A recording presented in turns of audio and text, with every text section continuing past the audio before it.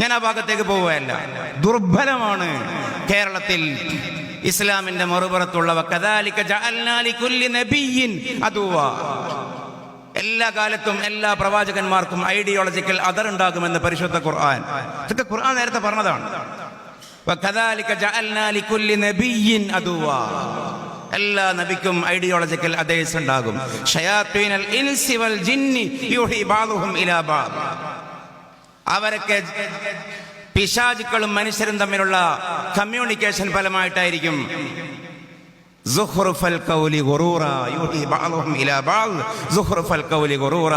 മനോഹരമായ സിദ്ധാന്തങ്ങൾ ഉണ്ടാക്കുന്നത്. അപ്പൊ അതാണ് സയ്യിദുൽ ഉലമ സൂചിപ്പിച്ചത്. ഞാനിതൊരു ആവേശത്തിന് പറയുകയല്ല. എനിക്ക് തോന്നുന്നു നമ്മളൊക്കെ 3 തവണ വായിക്കേണ്ട അല്ലെങ്കിൽ കേൾക്കേണ്ട ഒരു പ്രസംഗം ശംസുൽ ഉലമയുടെ സമസ്തയുടെ 60ാം വാർഷിക പ്രസംഗമാണ്. മലയാള മുസ്ലിങ്ങളുടെ, ലോക മുസ്ലിങ്ങളുടെ മൻഹജ് കൃത്യമായി അടയാളപ്പെടുത്തിയ പ്രസംഗം. നമ്മുടെ ശതാബ്ദിയിൽ സുവനീറിൽ ഈ വിനീതന്റെ വിഷയം ആ പ്രസംഗത്തിന്റെ അവലോകനമാണ്. പുതിയ കാലവുമായിട്ട് അതിനുള്ള സാമൂഹിക പ്രസക്തി അവലോകനം ചെയ്യലാണ്. ഒരവസരം കിട്ടുമ്പോഴാണല്ലോ ശ്രദ്ധിക്കുക. ഖുതബ പണ്ഡിതന്മാരെ, സഹോദരങ്ങളെ, പ്രിയപ്പെട്ടവരെ, അള്ളാഹു നമ്മുടെ ഈ സംഗമം നമ്മിൽ നിന്നും സ്വീകരിക്കട്ടെ. സമൂഹം ഇസ്ലാമിക വൃത്തത്തിൽ നിന്നും അത്ര താല്പര്യമില്ലാതെ വ്യതിചലിച്ച നാമെല്ലാം ഇന്ന് ജീവിക്കുന്നത് പോലെ ജീവിക്കുന്ന സാഹചര്യം വന്നപ്പോൾ താബഈ പ്രമുഖനായ ഹസനുൽ ബസരി റഹിമഹുല്ല ഒരു ജുമുഅ ഖുത്ബയിൽ നടത്തിയ പ്രസംഗം വളരെ സുവിദിതമാണ്. നാം എന്താണ് സംസാരിക്കേണ്ടത് എന്ന് നമ്മുടെ മൻഹജ് നിർമ്മിച്ചു തന്ന സൂഫിയത്തും അഇമ്മത്തുമാണ് തീരുമാനിക്കേണ്ടത്. അള്ളാഹുവിനെ കുറിച്ച് സംസാരിക്കുക, ഇസ്ലാമിൻ്റെ ഭംഗി, സൗന്ദര്യം സംസാരിക്കുക എന്നുള്ളതാണ് നമ്മുടെ ചുമതല. അപ്പോൾ ഞാൻ വെറുതെ മുൻഗാമികളുടെ സംസാരം ഇങ്ങനെ യാത്രയിൽ നോക്കിയപ്പോൾ എനിക്ക് വലിയ കൗതുകം തോന്നിയ കാര്യം,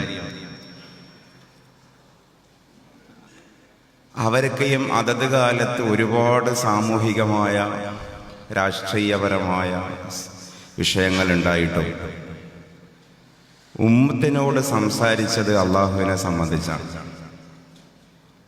അള്ളാഹുവിനെയും റസൂലിനെയും പറ്റി സംസാരിക്കുന്ന ഒരു ഖത്തീബിൻ്റെ പ്രസംഗം കേൾക്കാൻ നമ്മൾ എത്ര കിലോമീറ്റർ എന്ന് സഞ്ചരിക്കേണ്ടി വരുമെന്ന് ഞാൻ എന്നോടടക്കം ചോദിച്ചുകൊണ്ട് നിങ്ങളോട് ആലോചിക്കാൻ ആവശ്യപ്പെടുകയാണ്. അള്ളാഹുവിൻ്റെ വാജിബായ സിഫാത്തുകൾ, മാനിയും മാനവിയുമായ സിഫാത്തുകൾ അറിയുന്ന, മനപ്പാടമുള്ള എത്ര നാം പണ്ഡിതന്മാർ എന്ന് പറയുന്ന ഉലമാക്കൾ നമുക്കിടയിൽ ഇല്ല എന്ന് കൂടി നാം ആലോചിക്കേണ്ടതുണ്ട്. നാം സംസാരിക്കുന്ന കാര്യങ്ങൾ നമ്മെ കേൾക്കുന്ന സമൂഹത്തിൽ എന്തുകൊണ്ടാണ് പ്രതിഫലനം സൃഷ്ടിക്കാത്തത് എന്നതിൻ്റെ ഏറ്റവും നമുക്ക് മനസ്സിലാക്കുവാൻ കഴിയുന്ന ഒരു ഉത്തരം എൻ്റെ വളരെ വിനീതമായ അഭിപ്രായ പ്രകാരം നമ്മുടെ സംസാരത്തിൻ്റെ നെയ്യത്തിൽ അള്ളാഹു കുറേ അളവിൽ കുറഞ്ഞുപോയി എന്നുള്ളതാവാം. മുഅ്മിനീങ്ങളെ ഒറ്റ വാക്കുകൊണ്ട് വൈകാരിക ധാരണത്തിലെത്തിക്കാൻ അള്ളാഹുവിനെ കുറിച്ച് സംസാരിക്കുന്നവർക്ക് സാധിക്കും. അത് സംസാരിക്കുന്നവൻ്റെ മികവല്ല, അള്ളാഹു എന്നുള്ള ഒരു കലിമത്തിൻ്റെ തന്നെ ഒരു മികവാണ്.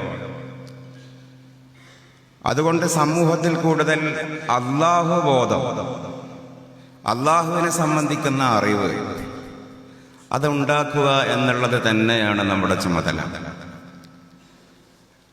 നിരീശ്വരവാദികൾ എന്താണ് പറയുന്നത്, യുക്തിവാദികൾ എന്താണ് പറയുന്നത്, സ്വതന്ത്രചിന്തകരെന്താണ് പറയുന്നത്, മറ്റുള്ളവരെന്താണ് പറയുന്നത്, ഇങ്ങനെ മറ്റുള്ളവർ പറയുന്നതിൻ്റെ പിന്നാലെ പോയി അവർക്ക് നമ്മുടെ അജണ്ട തീരുമാനിക്കുവാൻ കഴിയുന്ന വിധം നമുക്ക് സ്വന്തമായ അജണ്ട ഇല്ലാതാകുന്ന തരം നമുക്ക് ശൂന്യതയുണ്ടാവരുത്. അപ്പം ഞാനൊരു തബറുക്കിന് വേണ്ടി അത് വായിക്കുകയാണ്. അദ്ദേഹത്തിൻ്റെ ഖുതുബ ഹൈആത ഹൈആത അഹ്ലക്കന്നാസൽ അമാനി ഖൗലും ബിലാ അമൽ മാരിഫത്തും ബിഗൈരി സബർ വഈമാനും ബിലാ യഖീൻ മാലി അറാ റിജാലൻ വലാ അറാ ഉഖൂല വഅസ്മഉ ഹസീസൻ വലാ അറാ അനീസ ദഖലൽ ഖൗമു വല്ലാഹി സുമ്മ ഖറജൂ. ഇത് പറഞ്ഞ് ഞാനതിൻ്റെ ഒന്നും ആശയമോ അർത്ഥമോ ഇവിടെ പറയേണ്ടതില്ലല്ലോ. അദ്ദേഹത്തിൻ്റെ പ്രസംഗം അവസാനിക്കുന്നത് അൽ മുഅ്മിനു ഫിസ്സലാത്തി ഖാശിഉൻ വഇല റുകൂഇ മുസാരിഉൻ ഖൗലുഹു ശിഫാഉൻ വസബ്റുഹു തുഖൻ വസുകൂതുഹു ഫിക്ര വനദറുഹു ഇബ്ര യുഖാലിതുൽ ഉലമാ ലിയഅലം വയസ്കുതു ബൈനഹും ലിയസ്ലം വയതകല്ലം ലിയഗ്നം ഇൻ ഉഹ്സിന ഇസ്തബ്ശർ വ ഇൻ അസാഅ ഇസ്തഗ്ഫർ. അങ്ങനെ പറഞ്ഞ് ഒരു സമൂഹത്തിൽ തസ്കിയത്ത് ചെയ്യേണ്ട ഒരു വ്യക്തിയുടെ ചുമതല അത് ഹസൻ ബസ്രി തങ്ങൾ മാത്രമല്ല, നബി സല്ലല്ലാഹു അലൈഹി വസല്ലമയുടെ തന്നെ നിയോഗത്തിന്റെ ഉദ്ദേശം ഖുർആൻ എന്താണ് പറയുന്നത്? ഹുവല്ലദീ ബഅസ ഫിൽ ഉമ്മീന റസൂലൻ യസ്ലു അലൈഹിം ആയാതിഹി വയുസക്കീഹിം വയുഅല്ലിമുഹുൽ കിതാബ വൽ ഹിക്മ വഇൻ കാനൂ മിൻ ഖബ്ല ഫീ ളലാലിൻ മുബീൻ. ആദ്യം പറഞ്ഞത് യസ്ലു അലൈഹിം ആയാതിഹി, അല്ലാഹു ബോധമുണ്ടാക്കുകയായിരുന്നു. പിന്നീട് വയുസക്കീഹിം, വാവ് മുഗായറത്ത് മാത്രമാണ്, തർത്തീബിനെ ഫൈദ കുറിക്കുന്നില്ലെന്നുള്ള നഹവല്ല. ദിക്രിയായ തർത്തീബ് അവിടെയുണ്ട്, മുൻഗണനാക്രമമുണ്ട് അവിടെ. വയുസക്കീഹിം, അവരുടെ ഹൃദയം നന്നാക്കുകയായിരുന്നു. എന്നിട്ടാണ് വയുഅല്ലിമുഹുൽ കിതാബ വൽ ഹിക്മ, വിവരവും വിദ്യാഭ്യാസവും സംവാദവും ഒക്കെ പിന്നെയായിരുന്നു.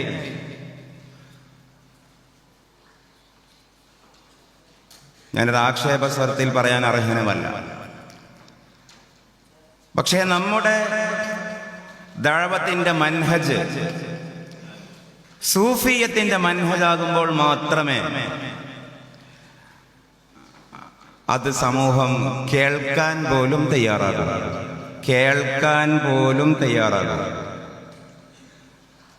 കാരണം എന്താണോ നമ്മിൽ നിന്ന് സമൂഹം പ്രതീക്ഷിക്കുന്നത് അതാണ് നാം സമൂഹത്തിന് കൊടുക്കേണ്ടത്. നമ്മിൽ നിന്ന് സമൂഹം പ്രശ്നവും വക്കാണവും വഴക്കും നെഗറ്റീവ് സംസാരങ്ങളും പ്രതീക്ഷിക്കുന്നില്ല. അത് പ്രതീക്ഷിക്കാൻ അതിൻ്റെ കുറെ ചാനലുകളും അതിൻ്റെ കുറെ ആൾക്കാരുമുണ്ട്. മനസ്സമാധാനവും ജീവിത ലക്ഷ്യവും സ്വസ്ഥമായ മാനസികാന്തരീക്ഷവുമൊക്കെ സ്വായത്തമാക്കാൻ വേണ്ടി എന്താണ് ചെയ്യേണ്ടത് എന്ന് ആളുകൾ ആലോചിക്കുമ്പോൾ അവർക്ക് മുമ്പിലുള്ള സാലിക്കിന്റെ മുമ്പിലെ മുർഷിദായിട്ടാണ് ഖത്തീബ് അവതരിക്കേണ്ടത്. അതുകൊണ്ടാണ് ഞാൻ തുടക്കത്തിൽ പറഞ്ഞത്, നമ്മുടെ അജണ്ടകളിലേക്ക് സംസാരത്തിന്റെ 1, 2, 3, 4, 5, 6, 7, 8, 9 അജണ്ടയും ലാ ഇലാഹ ഇല്ലല്ലാഹ് മുഹമ്മദുർ റസൂലുള്ളാഹ് പറയലായിരിക്കണം. 10ാമത്തേത് വേണമെങ്കിൽ മാത്രം SIR പറയാം, NRC പറയാം, സാമൂഹിക വിഷയങ്ങൾ പറയാം. അപ്ഡേറ്റഡ് ആവുക എന്ന് പറഞ്ഞാൽ പത്രത്തിനുള്ളത് പറയുക എന്നുള്ളതല്ല, അതിന് രാഷ്ട്രീയക്കാരുണ്ട്. ചാനലിൽ ആങ്കേഴ്സ് പറയുന്നതല്ല പള്ളിയിൽ ഖത്തീബ് പറയേണ്ടത്. നമ്മൾ ഒരിക്കലും ഹാഷിം താജിനെ പോലെ ഡയലോഗ് അടിക്കാൻ ഒരു ഖത്തീബിനും സാധിക്കുകയില്ല. അതിനുള്ളതല്ല മിഹ്റാബും മിമ്പറും.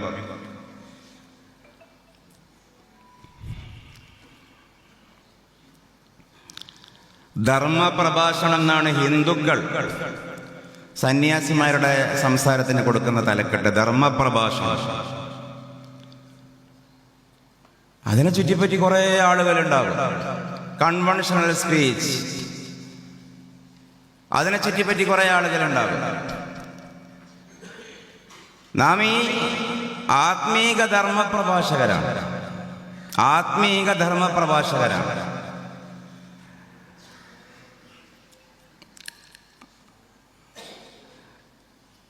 ഔസല്ലാദ് മുഹിയുദ്ദീൻ അബ്ദുൽ ഖാദർ ജീലാനി റഹിമഹുള്ളയുടെ പ്രസംഗ സമാഹാരങ്ങൾ ധാരാളം കിതാബുകളുണ്ടല്ലോ. നമ്മളൊക്കെ നബിദിനത്തിനൊക്കെ കുട്ടികൾക്ക് അറബി പ്രസംഗം എഴുതി കൊടുക്കാറുണ്ട്. നമ്മളും പറയാറുണ്ടല്ലോ. മഹാനവറുകളുടെ പ്രസംഗത്തിൽ ഏത് പ്രസംഗം എടുത്ത് നമ്മൾ നോക്കിയാലും ഒരു 10 മിനിറ്റിലേറെ ദീർഘിക്കുന്ന, വേണ്ട, ഒരു 20 മിനിറ്റിലേറെ ദീർഘിക്കുന്ന ഒരൊറ്റ പ്രഭാഷണം കാണുക സാധ്യമല്ല. 20 മിനിറ്റിലേറെ ദീർഘിക്കുന്ന ഒരൊറ്റ പ്രഭാഷണം കാണുക സാധ്യമല്ല. പക്ഷെ അദ്ദേഹത്തിന്റെ പ്രസംഗം കേൾക്കാൻ മിൻ ഖുറാസാന ഇലൽ ഉന്ദുലുസ്, അഫ്ഗാനിസ്ഥാൻ മുതൽ സ്പെയിൻ വരെയുള്ള നാടുകളിൽ നിന്ന് കാൽനടയായും കഴുതപ്പുറത്തും ഒട്ടകപ്പുറത്തും മാസങ്ങൾക്ക് മുമ്പേ അവർ യാത്രാവാഹനങ്ങളെ തയ്യാറാക്കി എത്തുമായിരുന്നു. കാളവണ്ടിക്ക് ചക്രം കണ്ടുപിടിക്കാത്ത കാലത്ത് ഖുറാസാൻ മുതൽ ഉന്ദുലുസ് വരെ ബഗ്ദാദിലേക്ക് ഷദ്ദുരിഹാൽ നടത്തും. 30,000 കുതിരകളെ കെട്ടിയിടാനുള്ള കുറ്റിയുണ്ടായിരുന്നു അദ്ദേഹത്തിന്റെ ബഗ്ദാദിലെ ഗാൻഗാഹിന്റെ ചുറ്റും. 30,000 കുതിരകളെ കെട്ടിയിടാനുള്ള കുറ്റികൾ. കേരളത്തിൽ നിന്ന് ഏറ്റവും വലിയ മാളിന്റെ സൗകര്യം ഫീച്ചേഴ്സ് എണ്ണിയാൽ അതിൽ കാണാം 5000 കാറുകൾക്ക് വാഹനം ചെയ്യാനുള്ള സൗകര്യം. 30,000 കാറുകൾക്ക് അറ്റ്വാൻസ് സെയിം ടൈം പാർക്ക് ചെയ്യാനുള്ള സംവിധാനം ഉണ്ടായിരുന്നു എന്നാ പറയുന്നത്. 10 മിനിറ്റ് പ്രസംഗം കേൾക്കാൻ. കാരണം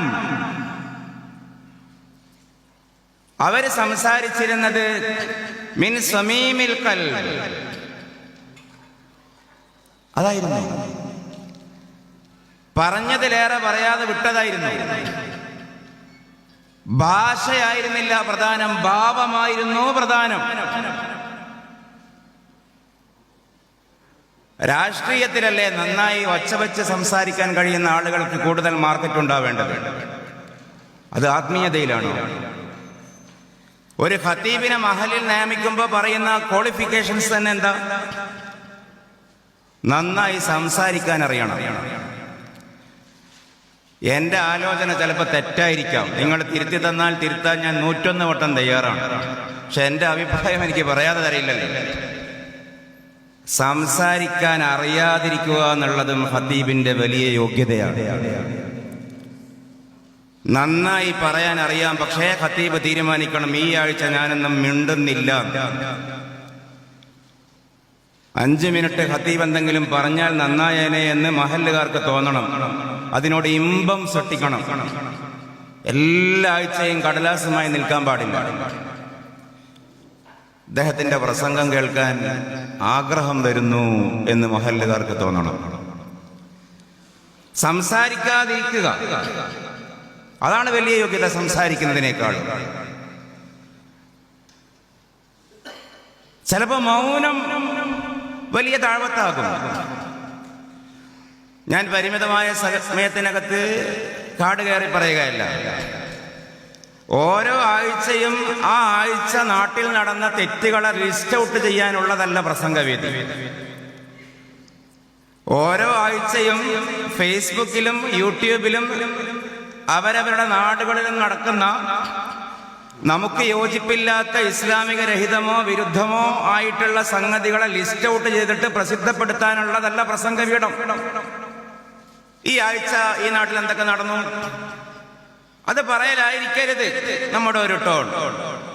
വിവാഹ പന്തല്ലേ, ആണും പെണ്ണും ഒന്നിച്ചില്ലേ, വീഡിയോ ആക്കിയില്ലേ, റീൽസ് എടുത്തില്ലേ, ഹിന്ദു മുസ്ലിം കല്യാണം കഴിച്ചില്ലേ, ഇങ്ങനെ ഒരു 101 പ്രശ്നങ്ങൾ ഇങ്ങനെ അവതരിപ്പിച്ച് അള്ളാഹു കാക്കട്ടെ ടേ ടേ ടേ എന്ന് കുറെ വെടിയും പൊട്ടിച്ച് അൽഹംദുലില്ലാഹി റബ്ബിൽ ആലമീൻ.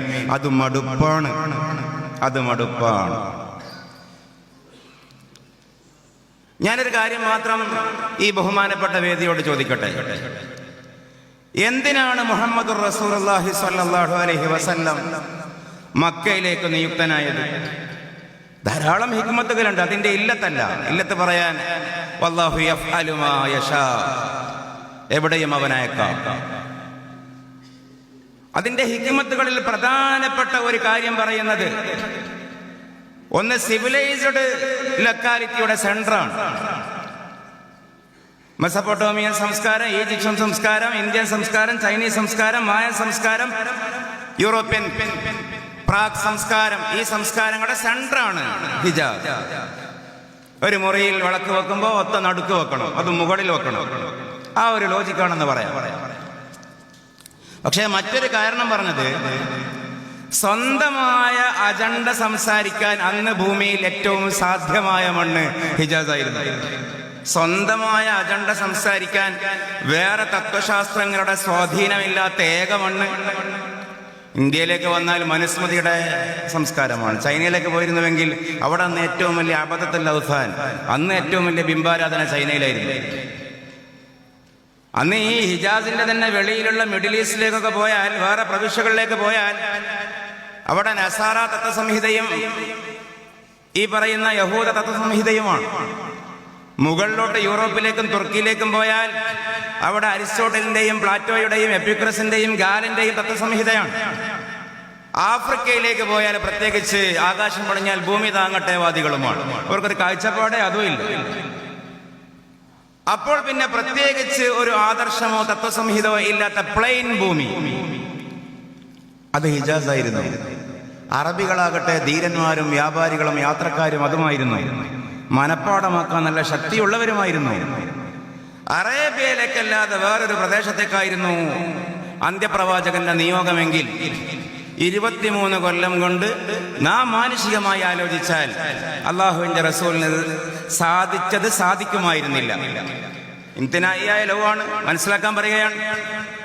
കാരണം എല്ലാ ദിവസവും റസൂലുള്ളാഹിന്റെ പണി എന്താകുമെന്ന് അറിയോ? യഹൂദ ഖണ്ഡനം, നസാറ ഖണ്ഡനം, അരിസ്റ്റോട്ടിൽ ഖണ്ഡനം, പ്ലാറ്റോ ഖണ്ഡനം. ഇസ്ലാമിന്റെ സൗന്ദര്യം പറയാൻ സാധിക്കുമായിരുന്നില്ല. പക്ഷെ അതൊക്കെ ആവശ്യത്തിന് മാത്രം അല്ലാഹുവിന്റെ റസൂൽ ചെയ്തു. യസ്ലു അലൈഹിം ആയാതിഹി, അല്ലാഹുവിനെ കുറിച്ച് നിരന്തരം സംസാരിച്ചു. ഇല്ലായ്മയിൽ നിന്ന് നിങ്ങളെ ഉണ്ടാക്കപ്പെടേണ്ട ആവശ്യമില്ലാത്ത ഒരുവനായ അല്ലാഹുവിനെ കുറിച്ച്, അതിർത്തികൾ അറിയാത്ത ആകാശത്തിന്റെ അപ്പുറത്ത് വെച്ച് ഈ അജ്ഞാതം അവർണ്ണനീയമായ അനന്തമായ ഈ പ്രപഞ്ച സംവിധാനങ്ങളെ, പ്രാതിഭാസിക വൈവിധ്യങ്ങളെ നിയന്ത്രിക്കുന്ന നിമിത്തത്തിന്റെ ഏകത്വമായ അല്ലാഹുവിനെ സംബന്ധിച്ച് നിരന്തരം സംസാരിച്ചു. അവിടെ വിത്തറക്കാനുള്ള പാകതയിൽ അറേബ്യയുടെ മനസ്സിന്റെ മണ്ണ് പാകപ്പെട്ടപ്പോൾ അവിടെ നിയമങ്ങളുടെ വിത്തറക്കം, പിന്നെയാണ് നിയമങ്ങളുടെ വിത്തിറങ്ങുന്നത്. അപ്പൊ ഒന്ന് ഞാൻ ആകെ പറയുന്നതിന്റെ ആകെ താല്പര്യം, പ്രശ്നങ്ങൾ പറയാതിരിക്കുക എന്നുള്ളത് നമുക്കൊരു മൻഹജാവണം. ഈ കാലത്ത് സമൂഹം അത് ആഗ്രഹിക്കുന്നില്ല. സമൂഹത്തിന് അറിയാം, നമ്മളായിട്ട് ലിസ്റ്റ് ഔട്ട് ചെയ്യണ്ട. സമൂഹത്തിനറിയാം കൂടുതൽ ആനന്ദം കിട്ടുന്നതെന്തോ, സമാധാനം കിട്ടുന്നത് എവിടെയോ അങ്ങോട്ടേക്ക് ചായുക എന്നുള്ളതാണ് ജനമനസ്. നമ്മൾ തന്നെ അല്ലേ, നമ്മൾ ഓരോരുത്തരും നിരന്തരം പറയുന്നൊരു സംഗതി ഉണ്ടല്ലോ. യൂസുഫ് അലൈഹിസ്സലാമിന്റെ സ്വപ്ന വ്യാഖ്യാനത്തെ വിശുദ്ധ ഖുർആൻ അവതരിപ്പിക്കുന്ന ഒരു രീതി, അതാണ് ഉലമാഇന്റെ മൻഹജ്. അയ്യുഹ സദ്ദീഖു അഫ്തിനാ ഫീ സബ്ഇ ബഖറാത്തിൻ സിമാനി യഅകുലുഹുന്ന സബ്ഉൻ ഇജാഫ് വഫീ സബ്ഇ സുംബുലാത്തിൻ ഖുദരിൻ വഉഖറ യാബിസാത് ലഅല്ലി അർജു ഇലന്നാസ് ലഅല്ലഹും യഅലമൂൻ. 7 തടിച്ച പശുക്കളെ 7 മെലിഞ്ഞ പശുക്കൾ തിന്നുന്നു. 7 ഹരിതാപമായ ധാന്യക്കതിരുകൾക്ക് ശേഷം വാടിക്കൂടിയ ധാന്യക്കതിരുകൾ. ഇതാണ് അബ്ദുൽ അസീസ് കണ്ട സ്വപ്നം. എന്താണ് വ്യാഖ്യാനം? അതിന്റെ വ്യാഖ്യാനം തഫ്സീറുകളിൽ നിന്നാണ് നമ്മൾ മനസ്സിലാക്കിയത് വിശദമായി. ക്ഷേമത്തിന്റെയും അഭിവൃദ്ധിയുടെയും 7 കൊല്ലത്തിന് ശേഷം ക്ഷാമത്തിന്റെയും വെറുതെയുടെയും 7 കൊല്ലം വരാൻ പോകുന്നു. ആ സംഭീതമായ സാമൂഹിക സ്ഥിതിയെ കൂടുതൽ പ്രശ്ന കലുഷിതമായി അവതരിപ്പിക്കാതെ എന്താണ് യൂസുഫ് അലൈഹിസ്സലാം പറഞ്ഞ രീതി? ഇതോ സ്വപ്നം, ഇതോ ഇത്ര ബേജാറാകാൻ? യൂസുഫ് അലൈഹിസ്സലാം പറഞ്ഞ രീതി ഖുർആൻ അവതരിപ്പിക്കുന്നത് തസ്റഊന സബ്അ സിനീന ദഅബൻ ഫമാ ഹസത്തും ഫദറൂഹു ഫീ സുംബുലിഹി ഇല്ലാ ഖലീലൻ മിമ്മാ തഅകുലൂൻ ثم يأتي من بعد ذلك سبع شداد يأكلن ما قدمتم لهن إلا قليلا مما تحسنون ثم يأتي من بعد ذلك عام يغاث فيه الناس وفيه يعصرون. പരിഹാരം മാത്രമേ പറഞ്ഞുള്ളൂ, പരിഹാരം മാത്രമേ പറഞ്ഞുള്ളൂ. ഇതോ ഇത്ര ബേജാറാകാൻ? എന്ത് ബേജാറാകാൻ? തസ്റഊന സബ്അ സിനീന ദഅബാ, 6 കൊല്ലം 7 കൊല്ലം തുടർച്ചയായി കൃഷി ചെയ്യൂ. ഫമാ ഹസത്തും, കൊയ്തെടുക്കുന്ന ധാന്യങ്ങൾ ഫദറൂഹു ഫീ സുംബുലി, മെതിക്കാതെ അതിന്റെ തൊലിയോടെ പത്തായത്തിൽ സൂക്ഷിക്കൂ. ഇല്ലാ ഖലീലൻ മിമ്മാ തഅകുലൂൻ, ആവശ്യമായത് കുറച്ച് മാത്രം പുറത്തെടുത്താൽ മതി. കാരണം ثم يأتي من بعد ذلك سبع شداد, പിന്നെ വരുന്ന 7 കൊല്ലം ക്ഷാമത്തിന്റെ കൊല്ലമായിരിക്കും. ആ കാലഘട്ടത്തിൽ യഅകുൽന മാ ഖദ്ദംതും ലഹുൻ, നേരത്തെ നിങ്ങൾ സംഭരിച്ചു വെച്ചത് റേഷൻ സംവിധാനത്തിൽ വിതരണം ചെയ്യാം. അപ്പോഴും മുഴുവൻ റേഷൻ സംവിധാനത്തിലൂടെ വിതരണം ചെയ്ത് തീർക്കരുത്. ഇല്ലാ ഖലീലൻ മിമ്മാ തുഹ്സിനൂൻ, പിറ്റേ കൊല്ലം വിത്തിറക്കാൻ കുറച്ച് ചാക്കിൽ ബാക്കി വെക്കണം. കാരണം അതിന്റെ ശേഷം വരുന്ന കൊല്ലം കർക്കിടകത്തിലും മിഥുനത്തിലും നല്ല മഴ കിട്ടും. വഫീഹി യഅ്സിറൂൻ, അപ്പൊ നേരത്തെ ചാക്കിൽ വെച്ചത് വിത്തിറക്കാമല്ലോ എന്ന് സയ്യിദുന യൂസുഫ് അലൈഹിസ്സലാം. അതുകൊണ്ടാണ് ഇന്നക ലദൈനാ മക്കീനുൻ അമീൻ എന്ന് രാജാവ് പിന്നെ പറയുന്നത്. ഇത്രയും നല്ലൊരു ഡിപ്ലോമസി യൂസുഫ് അലൈഹിസ്സലാം പരിചയപ്പെടുത്തിയപ്പോ ജയിൽ പുള്ളിയായ യൂസുഫ് അലൈഹിസ്സലാമിനോട് അബ്ദുൽ അസീസ് പറയുന്ന ഭാഗവും ഖുർആൻ പറയുന്നു. ഇന്നേ വരെ ജാമ്യമില്ല, പരോളില്ല. പക്ഷെ ഇന്ന് മുതൽ ഇന്നക ലദൈനാ മക്കീനുൻ, എല്ലാ സ്ഥലവും നിന്റേതാണ് യൂസുഫേ, ഈജിപ്തിൽ എങ്ങും പോകാം. അമീനുൻ, ഈ രാജ്യത്തിന്റെ ജനറൽ സെക്രട്ടറി അല്ല, ഈ രാജ്യത്തിന്റെ സെക്രട്ടറി ജനറലാണ് താങ്കൾ എന്ന് അബ്ദുൽ അസീസ്. എന്താണ് അംഗീകാരത്തിന്റെ കാരണം? സംഗീതാത്മകമായി അവതരിപ്പിക്കാവുന്ന ഒരു സംഗതി പൂ നുള്ളുന്നത് പോലെ നുള്ളിക്കൊടുത്തു സയ്യിദുന യൂസുഫ് അലൈഹിസ്സലാം. അതാണ് അൽ ഉലമാ വറസത്തുൽ അംബിയാ എന്ന് പറഞ്ഞതിന്റെ താല്പര്യം. പ്രക്ഷുബ്ധമായ സാഹചര്യങ്ങളെ പൂ നുള്ളുന്ന പോലെ നുള്ളിക്കൊടുക്കുന്ന ആളുകൾ. മറ്റത് വോട്ട് ചോദിക്കുന്ന ആളുകളല്ലേ, അത് വോട്ടന്വേഷണത്തിന്റെ ഭാഷയല്ലേ.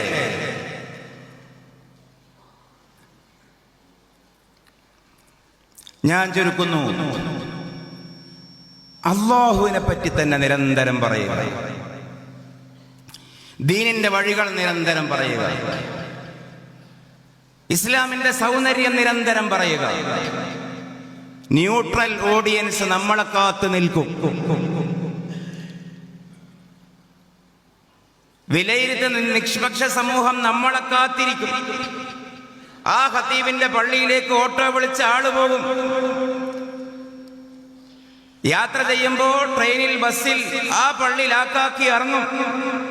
കാരണം എന്താ? അരമണിക്കൂർ അള്ളാഹുവിനെ കേൾക്കാം, അരമണിക്കൂർ ഇസ്ലാമിന്റെ സൗന്ദര്യം കേൾക്കാം, അരമണിക്കൂർ വായിക്കേട് കേൾക്കേണ്ടി വരൂല. അത് തന്നെ. അതുകൊണ്ട് ഖതീബ് ഈസ് ഈക്വൽ ടു വായിക്കട് പറയുന്ന ആൾ എന്ന് പറയുന്ന സമീപനം നമുക്ക് ചേർന്നതല്ല. നമ്മളിൽ നിന്ന് നുള്ളിപ്പറിച്ചറിയുക, മിണ്ടണ്ട, ഇതിനൊന്നും സമയമില്ല. ഇത് ജനാധിപത്യ രാജ്യമാണ്, മതേതരത്വ രാഷ്ട്രമാണ്. എനിക്ക് തോന്നുന്നു, ഭംഗി വാക്കല്ല, അഹ്ലുസുന്നയുടെ മൻഹജ് ഏറ്റവും കൃത്യമായി അവതരിപ്പിക്കുന്ന ഒരു പ്രഭാഷകൻ ഇന്ന് കേരളത്തിലുണ്ടെങ്കിൽ ഞാൻ ജാഹിലാണ്, വിലയിരുത്താൻ ആളല്ല, എന്റെ വിനീതമായ അഭിപ്രായ പ്രകാരം അത് സയ്യിദുൽ ഉലമാ ജിഫ്രി മുഹമ്മദ് മുത്തുക്കോയ തങ്ങളാണ്.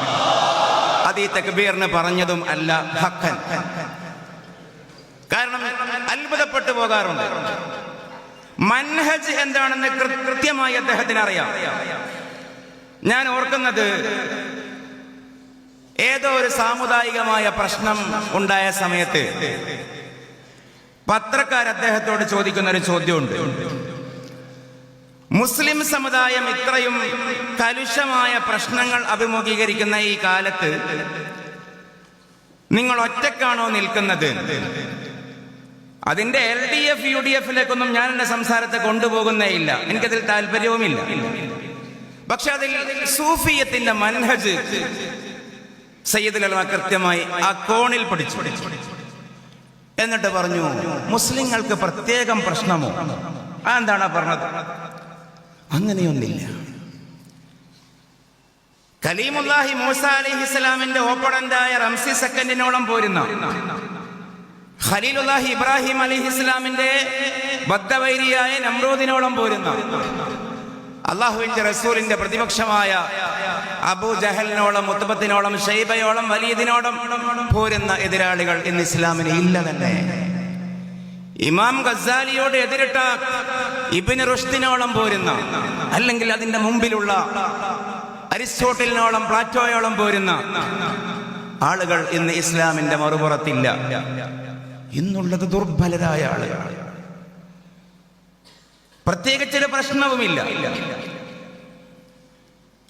അതുകൊണ്ട് പ്രത്യേകിച്ച് മുസ്ലിങ്ങൾ പ്രശ്നം അഭിമുഖീകരിക്കുന്ന സന്ദർഭം എന്ന് പറയുന്ന ക്ലോസ്, ആ ജുംല ശരിയില്ല. അതല്ലേ അതിന്റെ വാസ്തവം? ഇപ്പൊ നിരീശ്വരവാദികൾ, യുക്തിവാദികൾ ഒരു 50 കൊല്ലം മുമ്പ് മലയാളത്തിൽ ജീവിച്ച് മരിച്ചുപോയ കേരളത്തിലെ A.T. കോവൂരിനെ പോലെയുള്ള, കുറ്റിപ്പുഴ കൃഷ്ണപിള്ളയെ പോലെയുള്ള, സഹോദരൻ ശ്രീനാരായണ ഗുരുവിന്റെ ശിഷ്യനായ അയ്യപ്പനെ പോലെയുള്ള, തോമസ് ഇടമുറുകിനെ പോലെയുള്ള കാര്യം മനസ്സിലാക്കാൻ പറ്റിയ ഏത് നിരീശ്വരവാദിയും യുക്തിവാദിയുമാണ് ഇന്ന് കേരളത്തിൽ ഉടലോടെ ജീവിച്ചിരിക്കുന്നത്? ഇല്ല. ആശയവാദം നടത്തിയിട്ട് അടിസ്ഥാനപരമായ എപ്പിസ്റ്റമോളജിയുടെയും ഫിലോസഫിയുടെയും അടിത്തറയിൽ നിന്നുകൊണ്ട് അരമണിക്കൂർ സംസാരിക്കാൻ പറ്റിയ നിരീശ്വരവാദി കേരളത്തിൽ നിന്ന് ജീവനോടെ ഇല്ല. യാഥാർത്ഥ്യമാണ്. പക്ഷെ നമ്മളിപ്പോഴെന്താ പറയുന്നത്? നിരീശ്വരവാദികൾ കേരളത്തിൽ ശക്തമായി. 50 കൊല്ലം മുമ്പുള്ള ശക്തിയുടെ 10-1 ഇന്ന് ആശയപരമായ നിരീശ്വരവാദത്തിന് ഇല്ല. അതുകൊണ്ടാണ് നിരീശ്വരവാദത്തിന്റെ പ്ലാറ്റ്ഫോമിലുള്ള ആളുകൾ 2025 തിരൂരിൽ സംസ്ഥാന സമ്മേളനം നടത്തിയപ്പോൾ അതിൽ വിഷയം എന്തു കൊടുത്തത്? ഇസ്ലാമിലെ അടിമത്തം മാനവികമോ എന്നായിരുന്നു ചർച്ചാതലം. ആലോചിച്ച് നോക്കണം. ഇസ്ലാമിലെ അടിമത്തം മാനവികമല്ല എന്ന് പറയുന്നയാള് ഒരു എക്സ് മുസ്ലിം. ഇസ്ലാമിലെ അടിമത്ത സംഹിതയും ഇസ്ലാമിന്റെ സ്ലേവ് ജൂറിസ്പ്രുഡൻസും മാനവികമാണ് എന്ന് സംസാരിക്കുന്നത് രാഹുൽ ഈശ്വർ. ഇതാണോ നിരീശ്വരവാദികൾ ഇവിടെ ചർച്ചയ്ക്ക് വെക്കേണ്ട വിഷയം? ആശയവാദമാണോ അനുഭവവാദമാണോ പ്രമാണം എന്നല്ലേ ചർച്ച ചെയ്യേണ്ടത്? പഞ്ചേന്ദ്രിയങ്ങൾ കൊണ്ട് കിട്ടുന്നത് മാത്രമോ സ്വീകാര്യം? അതിനപ്പുറം ലോകങ്ങളുണ്ടോ? അതല്ലേ ചർച്ചയിൽ വരേണ്ടത്? മെന്ററിസവും ഹിപ്നോട്ടിസവും മനസ്സ് വായനയും പ്രാമാണികമോ അല്ലെങ്കിൽ ബ്ലാക്ക് മാജിക്സിന്റെ ഭാഗമോ അല്ലയോ? ഇതല്ലേ നിരീശ്വരവാദികൾ ചർച്ചയ്ക്ക് വെക്കേണ്ടത്? ഞാൻ ആ ഭാഗത്തേക്ക് പോവുകയല്ല. ദുർബലമാണ് കേരളത്തിൽ ഇസ്ലാമിന്റെ മറുപുറത്തുള്ളവ. കദാലിക ജഅൽനാ ലികുല്ലി നബിയ്യിൻ അദുവ. എല്ലാ കാലത്തും എല്ലാ പ്രവാചകന്മാർക്കും ഐഡിയോളജിക്കൽ അതറുണ്ടാകുമെന്ന് പരിശുദ്ധ ഖുർആൻ. ഇതൊക്കെ ഖുർആൻ നേരത്തെ പറഞ്ഞതാണ്. വകദാലിക ജഅൽനാ ലികുല്ലി നബിയ്യിൻ അദുവ. എല്ലാ നബിക്കും ഐഡിയോളജിക്കൽ അതേഴ്സ് ഉണ്ടാകും. ശയാത്തീനൽ ഇൻസി വൽ ജിന്നി യൂഹി ബഅദുഹും ഇലാ ബഅദ്. അവരൊക്കെ പിശാചുക്കളും മനുഷ്യരും തമ്മിലുള്ള കമ്മ്യൂണിക്കേഷൻ ഫലമായിട്ടായിരിക്കും സുഖ്റുഫൽ ഖൗലി ഗുറൂറ യൂഹി ബഅദുഹും ഇലാ ബഅദ്. സുഖ്റുഫൽ ഖൗലി ഗുറൂറ, മനോഹരമായ സിദ്ധാന്തങ്ങൾ ഉണ്ടാക്കുന്നത്. അപ്പൊ അതാണ് സയ്യിദുൽ ഉലമ സൂചിപ്പിച്ചത്. ഞാനിതൊരു ആവേശത്തിന് പറയുകയല്ല. എനിക്ക് തോന്നുന്നു നമ്മളൊക്കെ 3 തവണ വായിക്കേണ്ട അല്ലെങ്കിൽ കേൾക്കേണ്ട ഒരു പ്രസംഗം ശംസുൽ ഉലമയുടെ സമസ്തയുടെ 60ാം വാർഷിക പ്രസംഗമാണ്. മലയാള മുസ്ലിങ്ങളുടെ, ലോക മുസ്ലിങ്ങളുടെ മൻഹജ് കൃത്യമായി അടയാളപ്പെടുത്തിയ പ്രസംഗം. നമ്മുടെ ശതാബ്ദിയിൽ സുവനീറിൽ ഈ വിനീതന്റെ വിഷയം ആ പ്രസംഗത്തിന്റെ അവലോകനമാണ്. പുതിയ കാലവുമായിട്ട് അതിനുള്ള സാമൂഹിക പ്രസക്തി അവലോകനം ചെയ്യലാണ്. ഒരവസരം കിട്ടുമ്പോഴാണല്ലോ ശ്രദ്ധിക്കുക. കാരണം ഇന്നിവിടെ നിരീശ്വരവാദികളും അല്ലെങ്കിൽ ഇസ്ലാം വിമർശകരും ഉന്നയിക്കുന്ന ഒരു ചോദ്യമുണ്ട്. എന്താ അറിയോ? നിങ്ങളുടെ ഇസ്ലാം വലിയ ജീവിതഗന്ധിയായ, നിത്യപ്രസക്തമായ, സാർവജനീനമായ, സാർവകാലികമായ, ലൈഫ് ഫങ്ഷനാലിറ്റിയുള്ള കോസ്മോപോളിറ്റൻ ദർശനമാണെന്നല്ലേ പറയുന്നത്? അങ്ങനെയാണെങ്കിൽ ചരിത്രത്തിൽ ഇന്നേ വരെ ഭൂമിയിൽ മുഴുവൻ ഇസ്ലാമിക ഭരണം വന്നില്ലല്ലോ. നമുക്ക് ആലോചിക്കാലോ. ഈ സെക്കൻഡ് വരെ ഇസ്ലാമിക ഭരണം നടന്ന ഭൂപ്രദേശം നമ്മൾ 1400 കൊല്ലത്തെ ചരിത്രം പരിശോധിച്ചാൽ ബ്രിട്ടീഷുകാർ കെട്ടിയ സാമ്രാജ്യത്തിന്റെ പകുതി പോലും വരില്ല. മാക്സിമം വലിയ സാമ്രാജ്യം ഓട്ടോമൻ ഖിലാഫ പോലും തുർക്കി മുതൽ സിറിയ വരെ ഒരു നീണ്ട ലൈനാണ്. ഒരു 3 മണിക്കൂറിലേറെ ടൈം സോൺ വ്യത്യാസം പോലും വരാത്തത്. സൂര്യൻ അസ്തമിക്കാത്ത സാമ്രാജ്യം എന്നാണ് മറ്റേ സാമ്രാജ്യത്തിന്റെ പേര് തന്നെ. ഇന്ന് ലോകത്ത് ഇസ്ലാമിക ഭരണം എന്ന് പറയുന്ന പ്രദേശം തന്നെ ഒരുപക്ഷെ ഉണ്ടാവുകയില്ല. മുസ്ലിം ഭരണം ഉണ്ടാവും. അങ്ങനെയാണെങ്കിൽ നിങ്ങളുടെ ഇസ്ലാമിന് എന്താണ് പ്രസക്തി എന്ന് ഇന്നുമുള്ള ഏറെയുള്ള ചോദ്യമാണ്. ഇതെന്ത് ദർശനമാണ്? ഒരു രാജ്യം പോലും, ഒരു സംസ്ഥാനം പോലും നേരെ ചൊവ്വേ ഇസ്ലാമിന്റെ ഭരണത്തിന്റെ ചുവട്ടിൽ നമ്മൾ സംസാരിക്കുന്ന ഈ സന്ദർഭത്തിൽ ഭൂമിയിൽ ഉണ്ടോ എന്നുള്ളത് നമ്മൾ ആലോചിക്കേണ്ടേ? പക്ഷേ ഈ ചോദ്യത്തെ 985 സമസ്തയുടെ 60ാം വാർഷികത്തിൽ കാലത്തെ നേരത്തെ കണ്ട ക്രാന്തദർശിയായ ശംസുൽ ഉലമ അഡ്രസ് ചെയ്തു. തീർച്ചയായും അദ്ദേഹം കേരളത്തിലെ ഓരോ വിഭാഗത്തെയും പേരെണ്ണി അതിന്റെ വിഷയങ്ങളും അതിനോടുള്ള വിയോജിപ്പും പറഞ്ഞ് ഒടുവിൽ ഇസ്ലാമിസത്തെ സംബന്ധിക്കുന്ന ഭാഗത്തെത്തി. അവിടെ അദ്ദേഹം സൂചിപ്പിച്ചു, ഭൂമി മുഴുവനും മുസ്ലിം ഭരണവും ഇസ്ലാമിക ഭരണവും കൊണ്ടുവരലല്ല ഇസ്ലാമിന്റെ വിജയം. ഇന്നേ വരെ സമസ്ത ഒരു വിപ്ലവമോ, ഒരു കലാപമോ, ഒരു യുദ്ധമോ ഉണ്ടാക്കിയിട്ടില്ല. കലാപമോ, വിപ്ലവമോ, യുദ്ധമോ ഉണ്ടാക്കി രാജ്യങ്ങൾ വെട്ടിപ്പിടിച്ച് ഭൂമി മുഴുവനും ഇസ്ലാമിക ഭരണത്തിന്റെ അധീനതയിൽ കൊണ്ടുവരലല്ല ഇസ്ലാമിന്റെ വിജയം. എക്സ് മുസ്ലിം എന്ന പദം മലയാളികൾ കേൾക്കുന്നതിന്റെ 35 കൊല്ലം മുമ്പാണ് ഈ പ്രസംഗം. എന്നിട്ട് അദ്ദേഹം പറഞ്ഞു, എവിടെയൊക്കെ മനുഷ്യ സമൂഹമുണ്ടോ അവിടെയെല്ലാം മറ്റു മനുഷ്യർക്ക് മാർഗദർശനം ചെയ്യാൻ സാധിക്കുന്ന മഹാത്മാക്കളെ ഉണ്ടാക്കലാണ് ഇസ്ലാമിന്റെ വിജയം. നമ്മളോടത് മറന്നുപോയി. നാം ശംസുൽ ഉലമ എന്ന് കേൾക്കുമ്പോൾ അല്ലാഹു അക്ബർ എന്ന് ചെല്ലാറുണ്ട്, പക്ഷെ മൻഹജ് മറന്നുപോയി. നമുക്കും ഇസ്ലാമിന്റെ വിജയം എത്രയാള് അവിടെയുണ്ട് ഇവിടെയുണ്ട് എന്നുള്ളതാണ്. ഭൂമിയിൽ എവിടെയൊക്കെ മനുഷ്യരുണ്ടോ, ഞാൻ എന്റെ വക ഒന്നും പറയുന്നില്ല, 60ാം വാർഷികത്തിൽ ശംസുൽ ഉലമയുടെ പ്രസംഗമാണ് ഞാൻ ഈ പറയുന്നത്.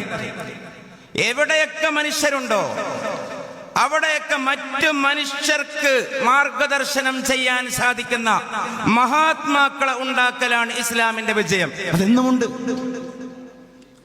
അലസ്ക മുതൽ സൈബീരിയ വരെ നോക്കിയാൽ, ചൈന മുതൽ ചാട് വരെ നോക്കിയാൽ, അന്റാർട്ടിക്ക മുതൽ ഗ്രീസ്ലാൻഡ് വരെ നോക്കിയാൽ, എവിടെയൊക്കെ മനുഷ്യരുണ്ടോ അവിടെയെല്ലാം മുസക്കികളായ, മുറബികളായ മശായിഖന്മാരുണ്ട്, നിശബ്ദമായിട്ടുണ്ട്.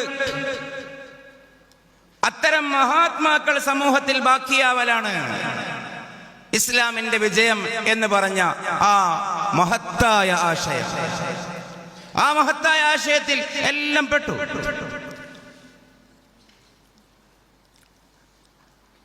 കാരണം അള്ളാഹുവിനെ അനുഭവിക്കുവാൻ കഴിയുമ്പോൾ പിന്നെ നാസ്തികതയില്ല. മുസ്ലിമായി ജീവിക്കുമ്പോൾ, ഇസ്ലാമിക സമൂഹവുമായി സമ്പർക്കപ്പെടുമ്പോൾ സമാധാനപൂർണമായൊരു സാമൂഹിക ജീവിതം സാധ്യമാകുമ്പോൾ പിന്നെ ഇസ്ലാമിന്റെ അകത്ത് സ്വതന്ത്ര ചിന്തയില്ല. ഞാൻ ആ ആശയം തന്നെ ഒരുപാട് നേരം പറഞ്ഞ് സമയം കളയുകയല്ല. പറഞ്ഞതിന് ഇത്രേ താല്പര്യമുള്ളൂ. നാം സാന്ത്വനം വാക്കുകളിലൂടെ കൊടുക്കേണ്ടവരാണ്. ഏറ്റവും വലിയ ജീവകാരുണ്യ പ്രവർത്തനമാണ് ഇസ്ലാമിന്റെ ദഅവത്ത്. നമ്മൾ ജീവകാരുണ്യ പ്രവർത്തകരാണ്. വമാ അർസൽനാക ഇല്ലാ റഹ്മത്തൽ ലിൽ ആലമീൻ എന്ന് പറഞ്ഞത് പക്ഷിക്കൂട്ടിലുള്ള വേർപെട്ടുപോയ പറവയെ അതിൻ്റെ തള്ളയിലേക്ക് അല്ലെങ്കിൽ കുഞ്ഞിലേക്ക് തള്ളയെ തിരികെ ഏൽപ്പിച്ച കാരുണ്യം, ഇത് ദുബൈയിലെ ഷെയ്ഖ് മുഹമ്മദ് കാണിച്ച കാരുണ്യം തന്നെയാണ്. അതിന് ആമിന ബീവിയുടെ മുഹമ്മദിൻ്റെ കാരുണ്യമായിട്ട് സ്വല്ലല്ലാഹു അലൈഹി വസല്ലം നമ്മൾ, അതാണ് ഏറ്റവും വലിയ കാരുണ്യം എന്ന് പറയുന്നത്. റസൂലുള്ളാഹിനെ താഴ്ത്തലാണ്. വിറക് സ്വന്തം വീട്ടിലേക്ക് വഹിച്ചു കൊണ്ടുപോകുവാൻ കഴിയാതെ ഒരു വൃദ്ധ വഴിയിൽ പ്രയാസപ്പെട്ടപ്പോൾ ആ വിറകും വഹിച്ച് സ്വന്തം വീട്ടിലേക്ക് കൊണ്ടുപോയി കൊടുത്തത്, അത് ഇവിടെയുള്ള പൊളിറ്റിക്കൽ പ്രസ്ഥാനങ്ങളുടെ യുവജന വിഭാഗം നിരന്തരം ചെയ്തുകൊണ്ടിരിക്കുന്ന കാരുണ്യ പ്രവർത്തനം തന്നെയാണ്. നമ്മളും അത് ചെയ്യാറുണ്ട്. അതൊന്നുമല്ല ഏറ്റവും വലിയ കാരുണ്യ പ്രവർത്തനം. ഏറ്റവും വലിയ കാരുണ്യ പ്രവർത്തനം 4, 3, 2 ആളുണ്ടായാൽ ആ ആൾക്കാർക്കിടയിലേക്ക് ലോങ് ടേം പ്രോജക്റ്റ് ആണ്, ഷോർട്ട് ടേം പ്രോജക്റ്റ് അല്ല. സ്വിച്ചിട്ട പോലെ നാട്ടുകാരെ നന്നാക്കലായിരുന്നില്ല അല്ലാഹുവിന്റെ റസൂലിന്റെ പോളിസി. ആ ആൾക്കാർക്കിടയിലേക്ക് പതിയെ ഇറങ്ങിച്ചെല്ലും എന്ന് പറഞ്ഞാലും നീയത്ത് വെച്ച് മുണ്ടും കുപ്പായവും മാറ്റിയിട്ട് ഇറങ്ങിച്ചെല്ലുന്നല്ല, അവസരം ക്രിയേറ്റ് ചെയ്യും. എന്നിട്ട് കൂട്ടത്തിൽ ഒരാളാകും. ഇദാ ഹദ്ദസ്ന ദുനിയാ ഹദ്ദസ മഅനാ. റസൂലുള്ളാഹി എങ്ങനെയാണ് നമ്മളെ നന്നാക്കിയത് എന്ന് വഫാത്താനന്തരം മദീനയിലെ പള്ളിയിൽ വെച്ച് സഹാബത്ത് ഓർത്തെടുക്കുകയാണ്. ഇദാ ഹദ്ദസ്ന ദുനിയാ ഹദ്ദസ മഅനാ. നമ്മൾ ദുനിയാവിന്റെ കഥ പറയുമ്പോൾ റസൂലുള്ളാഹി നമ്മളോടൊപ്പം ദുനിയാവിന്റെ കഥ പറയും. ഞാൻ മിഅ്റാജിന്റെ രാത്രി അള്ളാനെ കണ്ടുവന്ന മുന്തിയ മുസ്ലിയാരാണ് എന്ന് വിചാരിച്ചിട്ട് മാറി നിൽക്കില്ല. റസൂലും കൂട്ടത്തിൽ കൂടും. വഇദാ ഹദ്ദസ്ന ത്വആമ. നമ്മളിനി ഭക്ഷണത്തിന്റെ കഥ പറയാൻ തുടങ്ങിയാൽ ഹദ്ദസ മഅനാ. ഭക്ഷണത്തിന്റെ കാര്യത്തിലും റസൂലുള്ളാഹിക്ക് 2-3 കമന്റുകൾ ഉണ്ടാകും. മാറി നിൽക്കില്ല. ഇത് ഏതെങ്കിലും ഒരു വാക്യ അപായം ചെയ്യുകയല്ല, ലൈഫ് സിസ്റ്റം വിശദീകരിക്കുകയാണ്. പക്ഷേ ഇതൊക്കെ പറഞ്ഞ് ഒരു സൗഹൃദമായാൽ റസൂലുള്ളാഹി സ്വല്ലല്ലാഹു അലൈഹി വസല്ലം ഗിയർ ചേഞ്ച് ചെയ്യും. അല്ല, എന്നും ഇങ്ങനെ ഇവിടെ LDFും UDFും പറഞ്ഞ് മന്തിയുടെയും ബിരിയാണിയുടെയും കഥ പറഞ്ഞ് ജീവിച്ചാൽ മതിയോ? പോകണ്ടേ? മആഷ് മാത്രമാണോ? മആദുമില്ലേ? വഇദാ ഹദ്ദസ്നൽ ആഖിറ. ഒരു ഇമോഷണൽ ബോണ്ട് ഉണ്ടാക്കിയതിനു ശേഷം നബി സല്ലല്ലാഹു അലൈഹി വസല്ലം ഗിയർ ചേഞ്ച് ചെയ്തു. ആഖിറത്തിന്റെ കഥ പറയാൻ തുടങ്ങും. ആ സമയത്ത് ഹദ്ദസ ഫഖത്ത്. അല്ലാഹുവിന്റെ റസൂലേ സംസാരിക്കുമായിരുന്നുള്ളൂ. ഞങ്ങൾ ഇടിവെട്ടേറ്റതുപോലെ അല്ലാഹുവിന്റെ റസൂലിന്റെ മുമ്പിൽ സ്തബ്ധരായിരിക്കും. ഞങ്ങളുടെ തലക്ക് മീതെ പറവകൾ ഇരിക്കുന്നുവെന്ന പോൽ. തലയിളക്കിയാൽ പറവകൾ പാറിപ്പോകുമല്ലോ. റസൂലേ മിണ്ടു. ബാക്കി ദുനിയാവിന്റെ വിഷയം വരുമ്പോൾ നാവുള്ളവർ മുഴുവനും മിണ്ടാം. ഭക്ഷണത്തിന്റെ വിഷയം വരുമ്പോ നാവുള്ളവർ മുഴുവനും മിണ്ടാം. പക്ഷേ ആഖിറത്തിന്റെ വിഷയം വരുമ്പോ സാഹിബുൽ വഹിയെ മിണ്ടു, ഞങ്ങൾ കേൾക്കും. അതാണ് ഖൈറുൽ ഖുറൂൻ എന്ന് പറഞ്ഞ ആ കർണ് എന്നാണ് സ്വഹാബത്ത് രേഖപ്പെടുത്തുന്നത്. അങ്ങനെയാണ് ഇസ്ലാം ഉണ്ടായത്. പറയുന്ന ഭാഷകൾ അത് കേവലം ഈ വിഷയത്തിൽ മാത്രമല്ല, പോസിറ്റീവ് മാത്രം 2-3 എക്സാമ്പിൾ കൂടി പറഞ്ഞ് ഞാൻ അവസാനിപ്പിക്കാം. പോസിറ്റീവുകൾ മാത്രം പറയുന്നത് യാഥാർത്ഥ്യം അതാണ്. 10 മിനിറ്റ് ഉണ്ടാവും? ഇല്ല, കഴിഞ്ഞു. അല്ല, ഞാൻ തന്നെയാണ് 20 മിനിറ്റിലേറെ പറയരുതെന്ന് പറഞ്ഞത്. ഇപ്പം ഞാൻ തന്നെ ഇല്ലാത്ത സമയം പറയാമല്ലോ. അധ്യക്ഷൻ സമ്മതിച്ചാൽ 10 മിനിറ്റ് പറയും.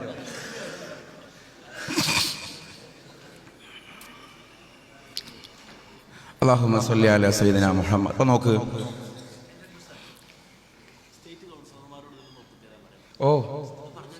സ്റ്റേറ്റ് കൗൺസിലർമാരോട് ഈ ലെഡ്ജറിൽ അതിൽ പാസ് ചെയ്യായിരിക്കും അല്ലേ, ഒരു ഒപ്പിടാൻ. ഷോർട്ടാക്കിയ ഒരു ഉദാഹരണം, ഇപ്പൊ സ്ത്രീ മഹല്ലുകൾ ജോലി ചെയ്യുമ്പോൾ സ്ത്രീ സംബന്ധമായ വിഷയങ്ങൾ, ജസ്റ്റ് എക്സാമ്പിൾ. ഏറ്റവും നമുക്കൊരു പക്ഷേ പറയാൻ കിട്ടാത്ത സംഗതി, അല്ലെങ്കിൽ ചർച്ചയിൽ വരരുതേ നമുക്ക് തോന്നുന്നൊരു സംഗതി പറയാം. എന്ത് ന്യായം ഇപ്പോൾ ഉള്ളത്? പെൺകുട്ടികളൊക്കെ ഏറ്റവും കൂടുതൽ ചോദിക്കുന്നൊരു സംഗതി. പക്ഷെ അതിനെ 2 രീതിയിൽ നമുക്ക് അവതരിപ്പിക്കാം. ഒന്ന്, അത് ഇസ്ലാമിന്റെ നിയമമാണ്. അങ്ങനെ ചെയ്തേ പറ്റൂ. അത് അള്ളാഹുവിനെ വണങ്ങുക എന്നുള്ളതാണ് നമ്മുടെ ഉത്തരവാദിത്തം. ഒരു മാസ്റ്റർ ഉണ്ടെങ്കിൽ മാസ്റ്ററുടെ കീഴിലുള്ളവർ അനുസരിക്കാൻ ബാധ്യസ്ഥരാണ്. അത് നിയമം തഅബ്ബുദിയാണ്, രക്ഷയില്ല. പക്ഷെ ഇനി മറിച്ചൊന്ന് ആലോചിച്ച് നോക്കൂ. അത് സ്ത്രീ ഫേവറാണ് ആ വിഷയം. സ്ത്രീ ഫേവറായ വിഷയമേ സ്ത്രീകൾക്ക് കൊടുക്കൂ. ഇസ്ലാം പ്രകൃതി മതം കൂടിയാണ്. ഇസ്ലാമിക സിസ്റ്റത്തിൽ ഭർത്താവ് മരണപ്പെട്ട സ്ത്രീക്കുണ്ടാവുന്ന ദുഃഖം കഠിനമായ ദുഃഖമായിരിക്കും. നമുക്കൊരു പ്രശ്നം വന്നാൽ നമ്മൾ ആദ്യം ചെയ്യുക വാതിലടച്ചിട്ട് ലൈറ്റ് ഓഫ് ചെയ്തിട്ട് ഫോൺ ഫ്ലൈറ്റ് മോഡ് ഓണാക്കിയിട്ട് ആരോടും സംസാരിക്കാതെ റിലാക്സ് എടുക്കുക എന്നുള്ളതായിരിക്കും. നല്ലൊരു മൈഗ്രെയിൻ തലവേദന വന്നാൽ പോലും നമ്മൾ കളർഫുള്ളായ വസ്ത്രം അണിയാൻ താല്പര്യപ്പെടൂല. എന്തുകൊണ്ടാണ് ആശുപത്രിയിൽ നഴ്സുമാർക്കും ഡോക്ടർമാർക്കും വൈറ്റ് ഡ്രസ് അല്ലെങ്കിൽ വൈറ്റ് യൂണിഫോം? എന്തുകൊണ്ടാണ് സർജറി വാർഡിൽ പച്ച യൂണിഫോം? അവിടെയൊന്നും ഒരു കളർഫുൾ ആയിട്ടുള്ള ഒരു കോണ്ടെക്സ്റ്റ് ഈ പ്രയാസം അനുഭവിക്കുന്ന കക്ഷിക്ക് സഹിക്കാൻ കഴിയില്ല. മാനസികമായി കൂടുതൽ ഇറിറ്റേഷൻ ഉണ്ടാകും. അപ്പൊ ഒരു പെണ്ണ് ജന്യുവിനായി ആഗ്രഹിക്കുന്നത് എന്തോ അതിനെ ഇസ്ലാം നിയമമാക്കി. പെണ്ണിന് തൽക്കാലം ഭർത്താവ് മരണപ്പെട്ട പെണ്ണിന് ആരോടും മിണ്ടാൻ താല്പര്യം ഉണ്ടാവില്ല. നീ തൽക്കാലം മിണ്ടണ്ട. ആളുകൾ വരുമ്പോൾ സൽക്കരിക്കാൻ ഉള്ള ഒരു മാനസിക പാകതയിലായിരിക്കില്ല. നീ അങ്ങനെ പ്രത്യേകിച്ച് എൻഗേജ്മെന്റിൽ ഇടപെടണ്ട. കുറച്ച് ദിവസത്തേക്ക് കണ്ണിനും കാതിനുമൊക്കെ സ്വസ്ഥതയാണ് വേണ്ടത്. കളർഫുൾ ഒന്നും തൽക്കാലം അണിയണ്ട. ഇത് സ്ത്രീ എന്താണോ കരുതുന്നത് അതിനെ വ്യവസ്ഥപ്പെടുത്തി. കണ്ണൂരിലെ ഷുക്കൂർ വക്കീൽ പെൺ സ്വത്തിന്റെ വിഷയത്തിൽ ഇപ്പോഴും കോടതി കയറിയിറങ്ങുന്നു. ഇവിടെ ഒരു നമ്മുടെ സാഹിത്യകാരി സുഹറ ഡൽഹിയിൽ പോയി ആത്മഹത്യ ഭീഷണി വരെ മുഴക്കി. സ്ത്രീകൾക്ക് പുരുഷന്മാരുടെ അത്ര തന്നെ വേണം. പക്ഷെ ഇസ്ലാമിൽ നാം വിശ്വസിക്കുന്ന ഷാഫി മദ്ഹബിൽ നോക്കൂ, 34 കോണ്ടക്സിൽ സ്ത്രീയും പുരുഷനും സ്വത്ത് ഓഹരി വെക്കാൻ ദാനക്രമത്തിൽ ചേർന്ന് വരുന്നു അല്ലേ? മകൾ മാത്രമല്ല, പെങ്ങളാകുമ്പോ, ഉമ്മയാകുമ്പോ, ഉമ്മാമയാകുമ്പോ, സഹോദരിയാകുമ്പോ, ആ 34 കോണ്ടക്സിൽ ഉമ്മാമയാകുമ്പോ 5 തവണയാണ് ആണുങ്ങൾക്ക് സ്ത്രീകളെക്കാൾ കൂടുതൽ. 11 തവണ തുല്യവും 14 തവണ സ്ത്രീകൾക്ക് കൂടുതലും, 4 തവണ സ്ത്രീകൾക്ക് മാത്രവും പുരുഷന് കിട്ടാത്തതുമാണ് സിയാക്കുകൾ. 5 തവണയാണ് ഇരട്ടി കിട്ടുന്നത് പുരുഷന്മാർക്ക്. 11 തവണ ബറാബറാണ്. 14 തവണ പെണ്ണിനാണ് കൂടുതൽ. 4 തവണ പെണ്ണിനെ കിട്ടുന്നുള്ളൂ, ആണിന് കിട്ടുന്നില്ല. എല്ലാവർക്കും അറിയുന്ന മസലകളാണ്. ഇതിനെ രണ്ടാം ഘട്ട ചർച്ചയിലേക്ക് വരുമ്പോഴേ നമ്മൾ അതിന്റെ ഉള്ളുകള്ളികളിലേക്ക് പോയി വിശദീകരിക്കേണ്ട കാര്യമുള്ളൂ. പരിഭവക്കാർക്ക് അനുസരിച്ച് കൊണ്ട് സംസാരിക്കുക എന്നുള്ളതാണ്. ഇവിടെ പരിഭവക്കാരികൾ സ്ത്രീകളാണ്. ഇതാണ് റിയാലിറ്റി. അബീവ അബൂക ഫിന്നാർ എന്ന് പറഞ്ഞല്ലോ, വളരെ വ്യാഖ്യാനിക്കപ്പെടുന്ന ഹദീസിൽ. അബീവ അബൂക ഫിന്നാർ റസൂലുള്ളാഹിന്റെ വിഖ്യാതമായ ഹദീസാണ്. വ്യാഖ്യാതാക്കൾ എന്ത് പറഞ്ഞു? ഒരു കൂട്ടര് പറഞ്ഞു റസൂലുള്ളാഹിന്റെ ബാപ്പയും ചോദ്യകർത്താവിന്റെ ബാപ്പയും നരകത്തിലാണ്. പക്ഷേ സൈനി ദഹ്ലാൻ അടക്കമുള്ള പണ്ഡിതന്മാർ നമ്മൾ സംസാരിക്കണ്ട, ആ സംസാരം തന്നെ അനാവശ്യമാണ്. നമ്മുടെ വിശ്വാസം റസൂലുള്ളാഹിന്റെ ബാപ്പ സ്വർഗത്തിലാണ്. ആ ജുംല എങ്ങനെയാണ് കോർത്തത്? അബീ ഫിൽ ജന്ന ഖബർ മഹദൂഫ് വ അബൂക ഫിന്നാർ. പക്ഷെ നിന്റെ ബാപ്പ നരകത്തിലുമാണ്. പക്ഷെ ചോദ്യകർത്താവിനെ ഒന്നുകൂടി സാന്ത്വനിപ്പിക്കുന്ന രീതിയിൽ ആ സംസാരം ക്രമപ്പെടുത്തി. അബീ വ അബൂക ഫിന്നാർ. അങ്ങനെയാകുമ്പോ അടുപ്പം തോന്നി സംസാരിക്കാനിരുന്നു, വിശദീകരിച്ചു കൊടുത്തു. എല്ലാ സംഗതികളും ഇതേതെങ്കിലും 1-2 വിഷയങ്ങളല്ല. അവധാനതയോടുകൂടെ നമ്മളൊന്നിരുന്നിട്ട് ഉന്നയിക്കപ്പെടുന്ന നമ്മുടെ മുമ്പിൽ വിശദീകരണം ആരായപ്പെടുന്ന സംഗതികൾ. ഇപ്പോ അള്ളാഹുവിനെ കുറിച്ച് പറഞ്ഞ് അവസാനിപ്പിക്കാം.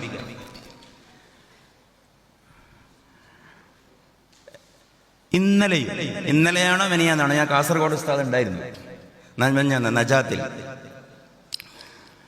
നമ്മൾ വിചാരിക്കാത്താണ് ചെറിയ കുട്ടികളെ ചോദ്യം വരുന്നത് അല്ലേ? ഉസ്താദ് അവിടെ ഉണ്ടായിരിക്കും. അള്ളാഹുവിനെ ആരുണ്ടാക്കിയെന്നാണ് സ്ട്രൈറ്റ് ചോദ്യമായിട്ട് വന്നത് അല്ലേ? അള്ളാഹുവിനെ ആരുണ്ടാക്കി?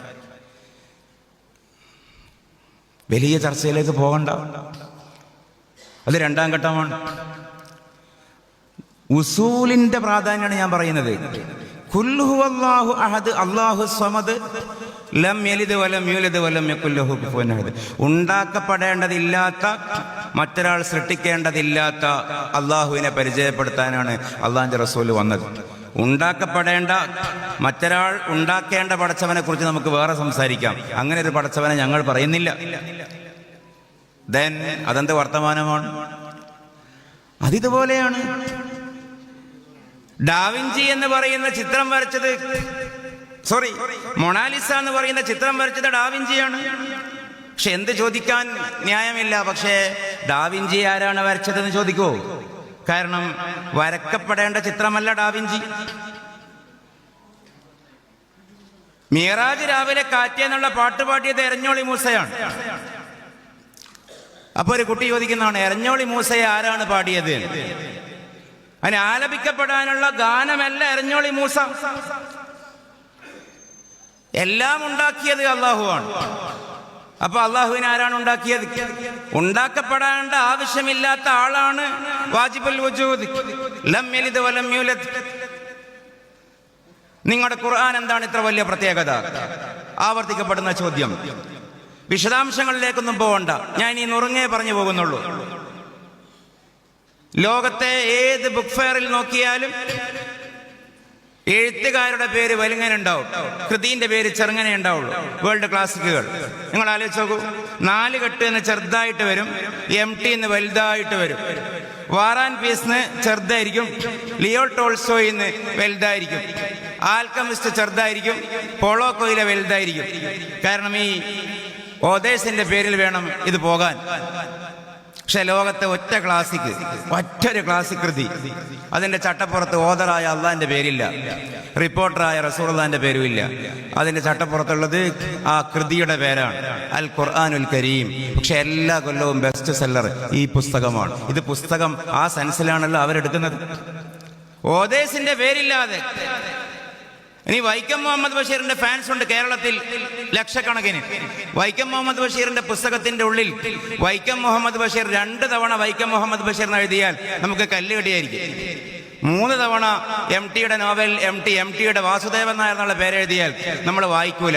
പക്ഷെ വിശുദ്ധ ഖുർആനിൽ 2704 വട്ടമുണ്ട് അള്ളാന്റെ പേര്. 2704 വട്ടം. ഇപ്പൊ പുതിയ ഖുർആനൊക്കെ അള്ളാന്റെ പേരിൽ ഇല്ലാഹി അല്ലാഹുമ്മ അല്ലാഹ് അറബിയിൽ വരുന്നുണ്ടല്ലോ. എവിടെ മടുപ്പ്? ربنا آتنا في الدنيا حسنة وفي الآخرة حسنة وقنا عذاب النار ربنا تقبل منا إنك أنت السميع العليم وتب علينا إنك أنت التواب الرحيم وآخر دعوانا الحمد لله رب العالمين والسلام عليكم ورحمة الله وبركاته.